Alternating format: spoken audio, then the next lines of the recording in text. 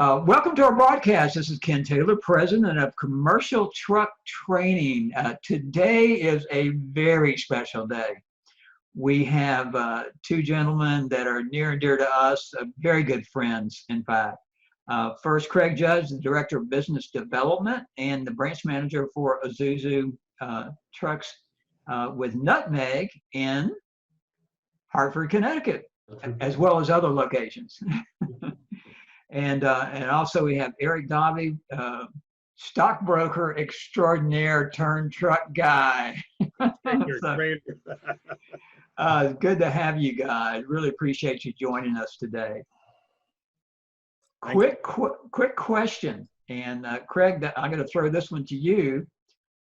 Since all this pandemic has started, so what's been different in Nutmeg, and what are you guys have done to kind of leverage the situation as much as possible? A lot of things have changed, and yet a lot of things are still the same. Obviously, with social distancing, everybody's getting more familiar with platforms like this, like Zoom, and a lot of WebEx conferences going on. Eric and I, as a matter of fact, just got off a weekly one that we do with our sales team. That was a hour and a half to 2 hour session. We had 18 people on that call, and we try to. It started, I think, more as a motivational, just to keep everybody engaged and not feeling like we're all on furlough, working from home. Right. But now we're getting into some more meat and potatoes into those meetings, and they're going on a little bit longer. We do a lot of side meetings. Eric and I will do one-on-ones. I was pretty tech savvy, but I've gotten very comfortable with it. I found through this platform, through Zoom, if I have a sales rep that's struggling with, take for example, CRM, or they're having a hard time put a quote together, I can actually get into their computer and I can make the changes for them and show them that process. So, oh wow, and you can record it too. And you can record it, yeah, both video and audio files. So, it's a struggle. There's a challenge there, not to be able to be in the dealership and interact with people on a one-on-one basis. But I think, frankly, coming out of this, there's going to be some real positives that we're going to glean from this. And I don't even know if we know what those are yet. But I think it's forced a lot of people to change their business models a bit, and in some cases, it'll be for the better.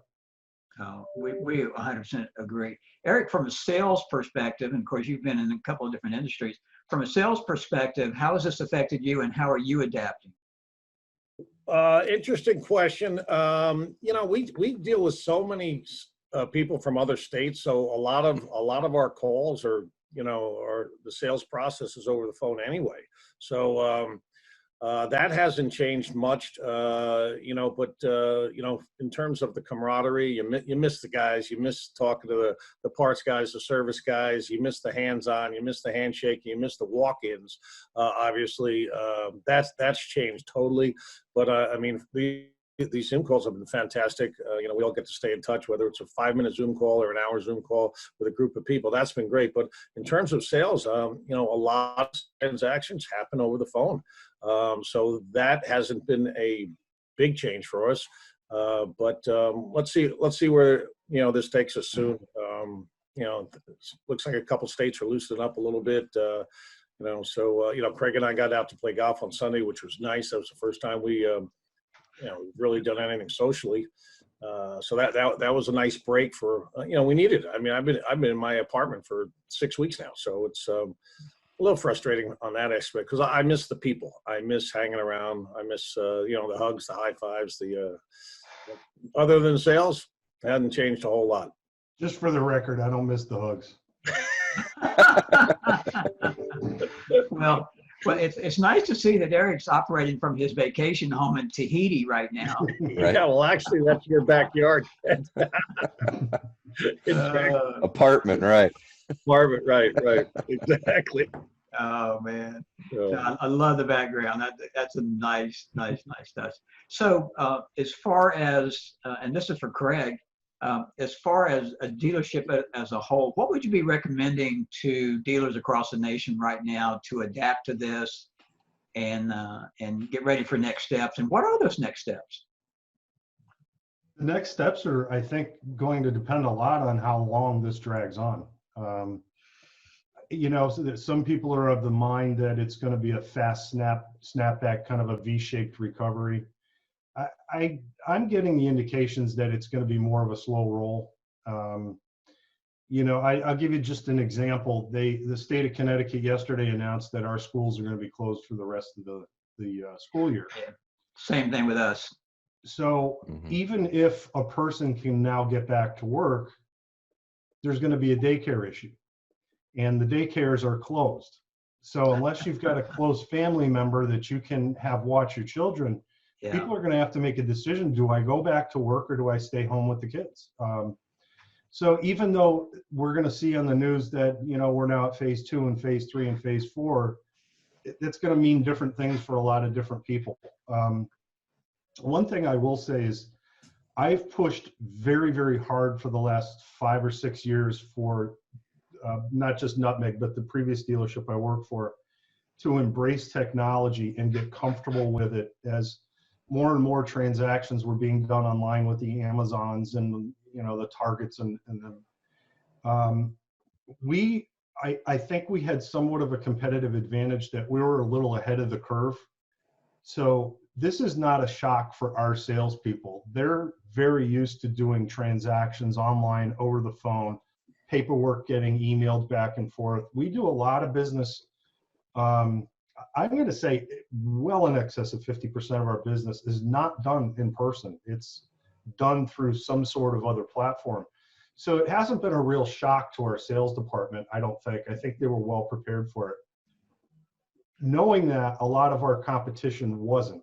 So for us, that was a bit of a competitive advantage.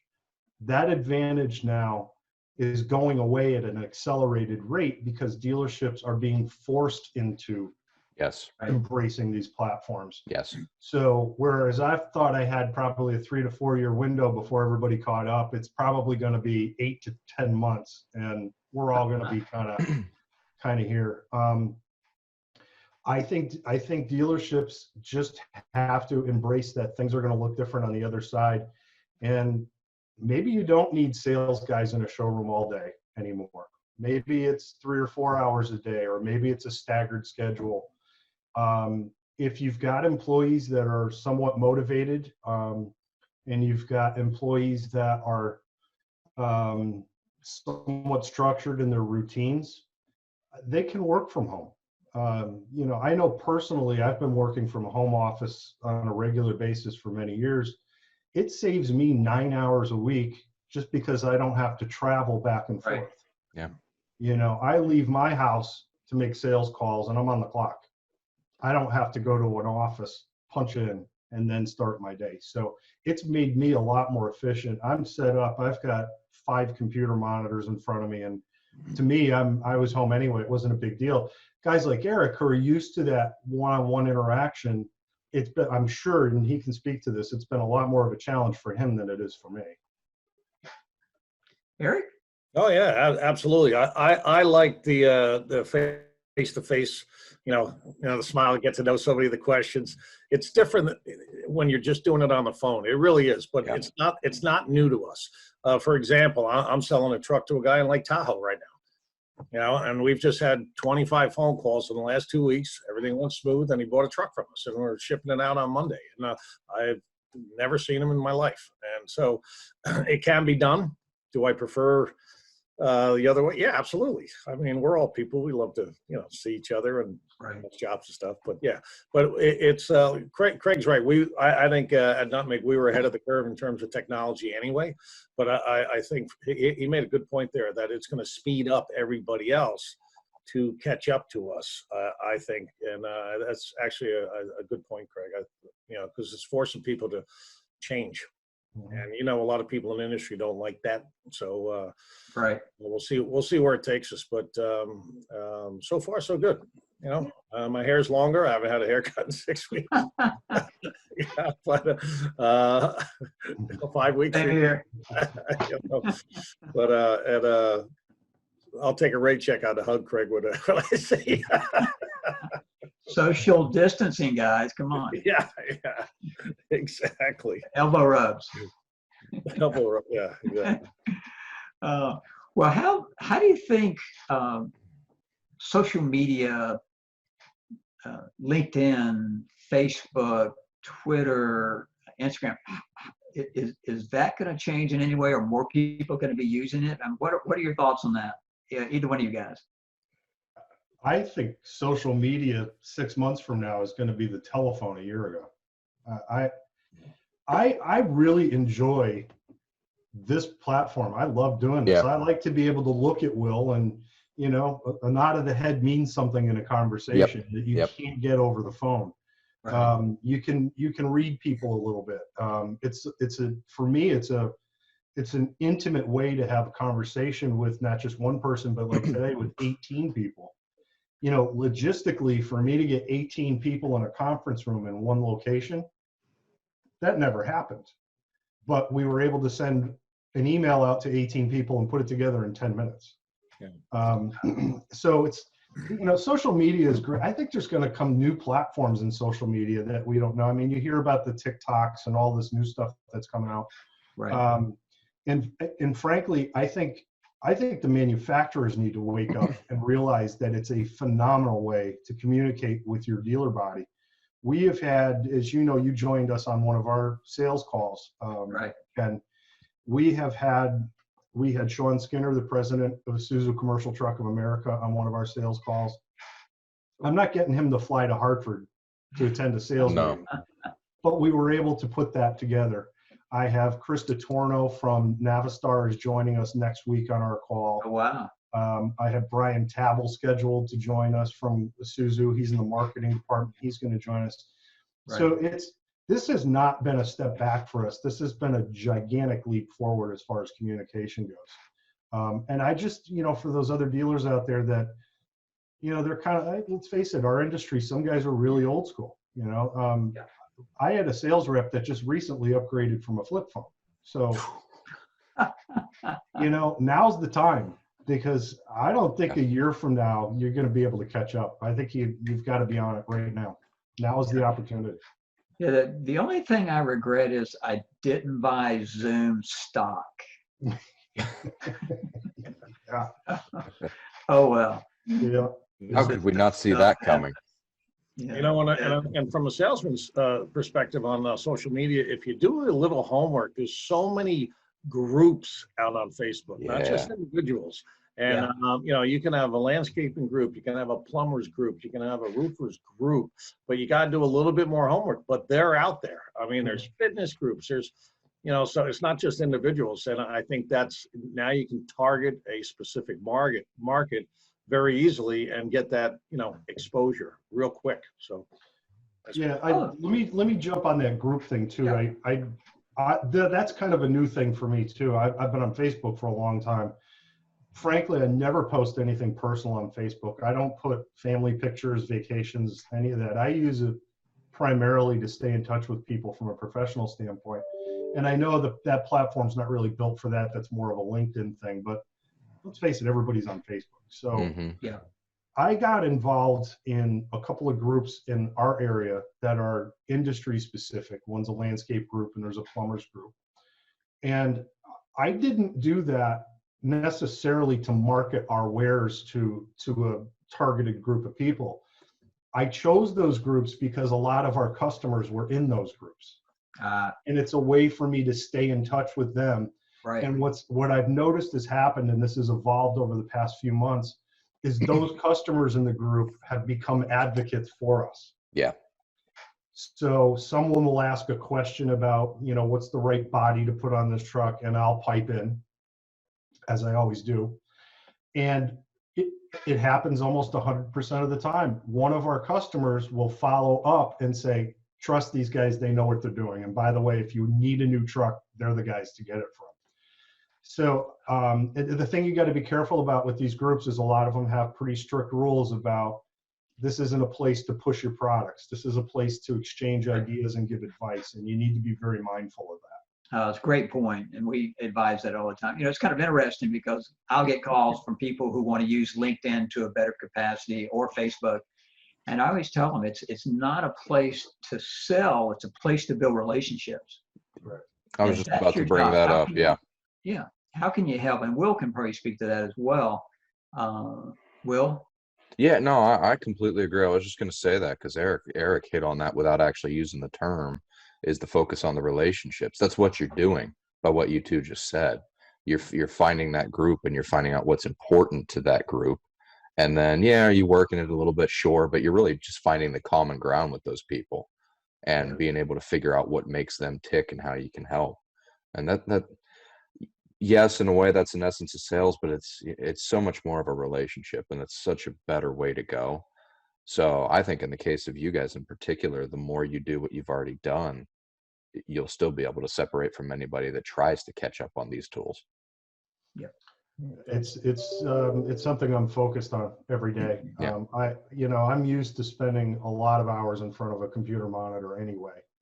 But I found that I'm spending 4 hours on a Sunday afternoon watching videos on YouTube about YouTube and how it works. And it's the strangest thing. So we're getting a little bit more into the video part of it now, getting more comfortable with that. That's the other thing too, just to kind of half a step back. People now are used to seeing themselves on a screen. Mm-hmm. Right. Whereas 6 months ago, half of my sales guys, I wanted to do a truck trend like Eric does with them. No, I'm not doing that. I'm not getting in front of a camera. Yeah. We're all used to it now. Now it's no big deal. You can stick a camera in their face and everything's great. Everybody's Tom Cruise all of a sudden. So yeah, it's changed. I'm going to flip back and ask you a question. Will and Ken, what's your experience been with Alignable, if any? Because I've dabbled with it a little bit and I'm still a little skeptical about that platform. Yeah. It's That's growing all, very Ken. rapid. It's growing rapidly. The thing that they do well is they'll pose questions, sales questions for people to answer. And since they've been doing that, it's helped it grow at a much faster rate. It's got a long way to go. I think it's going to be definitely a social media we want to get involved in. And it's a lot smaller, obviously, than Facebook. It's a lot smaller than LinkedIn. But they're the guys. I actually made a call to the guys who started that because I was thinking about doing a podcast, but I don't think it's ready yet.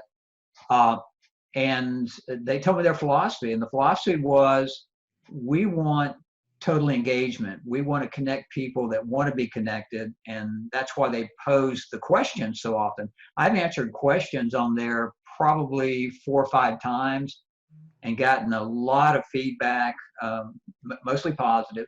So I think if you're a dedicated salesperson, if you really want to look for more avenues, I think Alignable will be good.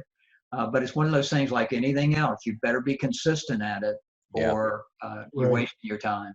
I think my impression of Alignable from the very little bit of dabbling I've done with it is that it tends to seem to be a little bit more regional or local, if that makes sense. So whereas the Facebooks and the LinkedIns allow you to get out there everywhere, and Alignable seems to be bringing that more down into the neighborhood level.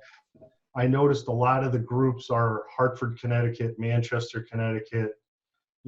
They seem to be more localized so that local businesses can start to network with one another. And that intrigues me because sometimes, it's the old, you see the forest for the trees. You got 200 customers on a 3-mile radius of you and you're selling trucks in California. It almost doesn't make sense to some degree. So. Well, a couple of final things. So thoughts for when this is all over. I mean, how are you guys going to be doing anything differently based on this whole pandemic? For me, it's definitely going to be the Zoom calls because it makes it convenient. It makes it easy. It does personalize it somewhat, and I think you're going to be able to maximize your time better as a salesman. I mean, like Craig alluded to this. I mean, I drive, my commute's 35-ish minutes, each way. So, I mean, I can maximize my time. And then it's so easy to set up with somebody and, you can have an appointment with somebody anywhere. So I think you're going to see more of this, especially from a salesman's perspective. I think it's going to be a great tool. Eric, how do you think that might change? Like for instance, you've got a sales call with somebody and they actually want to see the truck. They don't have time to, come in, or you take it to them or whatever. Would you use something like a Zoom or a Facebook Live or a YouTube or just a FaceTime to go do like a live walk around with that person? That's a great question. Yesterday, I did the test drive for the guy in Tahoe, and I actually did a short little video in the truck, before I drove, obviously. But Right. I gave him a walk around, sent it to him, and it was perfect. It was about 30 seconds. So, I mean, you got to utilize every tool you got in the book. Yep. Yeah. He was very happy. I mean, I could really see that live interaction, not even just a recording and put it on YouTube and just send it to that person in particular, but this, like using Zoom on the phone and just, all right, what questions do you have? Can I show it to you? Yeah. I'm right here with what you're looking at. And you can set up a Zoom call in 3 minutes with somebody. Yeah. So it's like, hey, let me just shoot you an email real quick. So I think it's going to be a great tool. Time management, I think you're going to maximize it definitely for a salesman. It's going to help. It's going to help.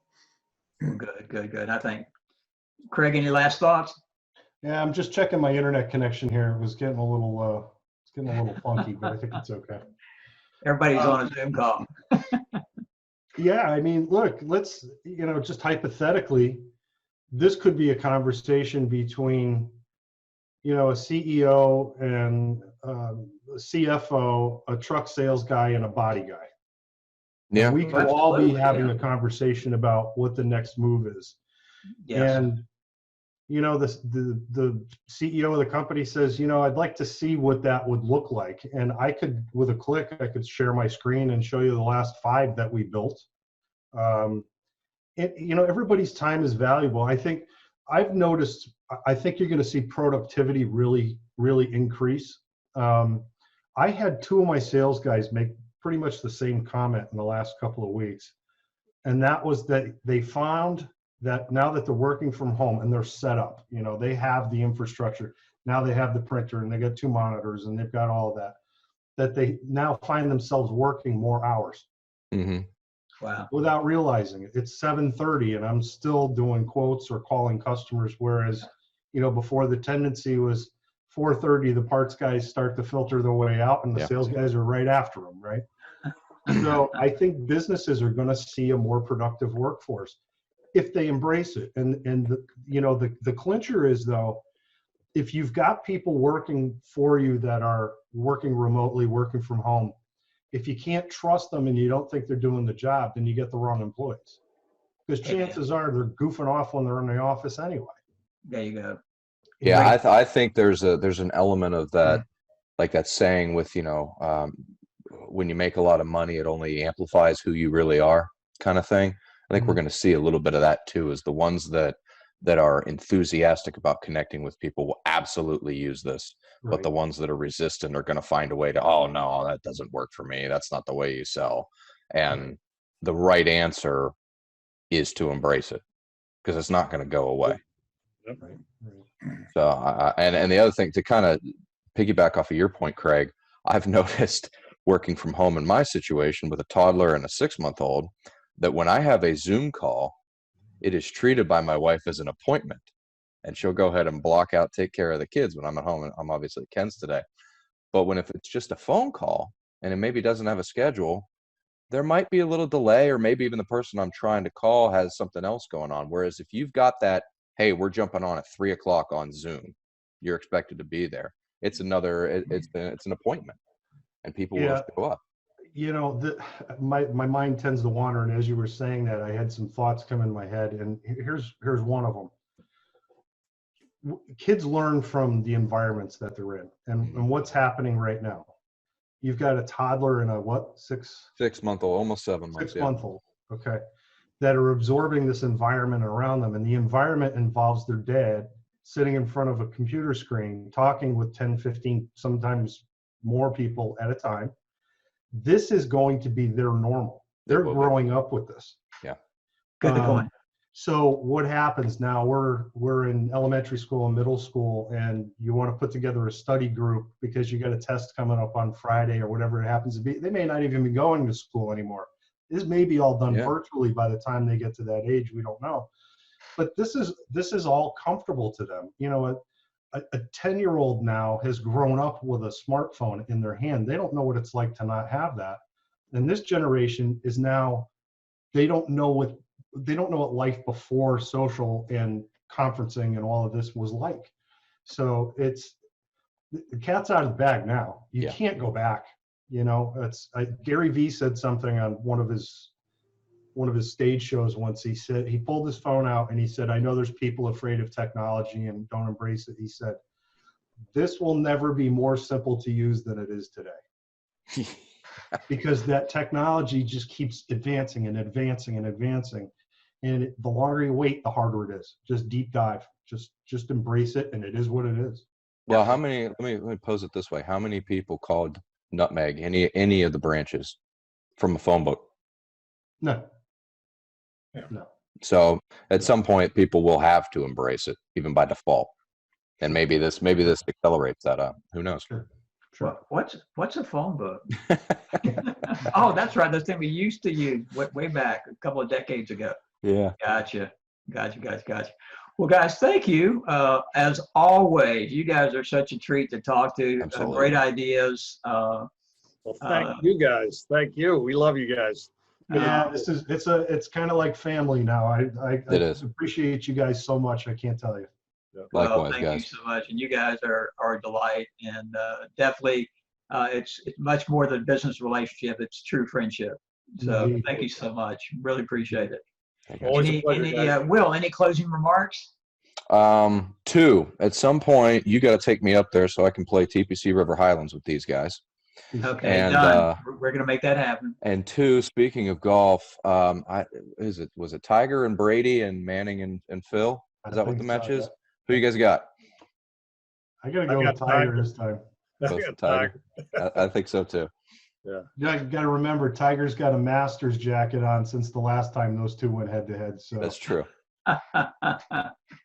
Very good. Very good. We'll appreciate that. So, well, I might just step out back after this and look out on the golf course.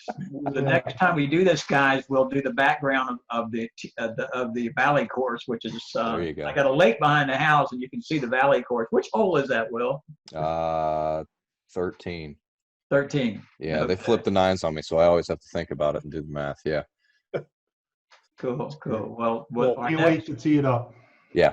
Our next broadcast will be there, and we're going to get that. We're going to get that trip done so we can come see you guys. I like it. Come on anytime, guys. Love to see you. Awesome. No hugs. No. Okay, no elbow rubs. Yeah, we can do that. I love it. Okay, everybody, elbow rubs. Let's go. Come on, get them up there. There we go. Okay. Thank you, guys. Thanks, guys. Thanks a lot. Appreciate it.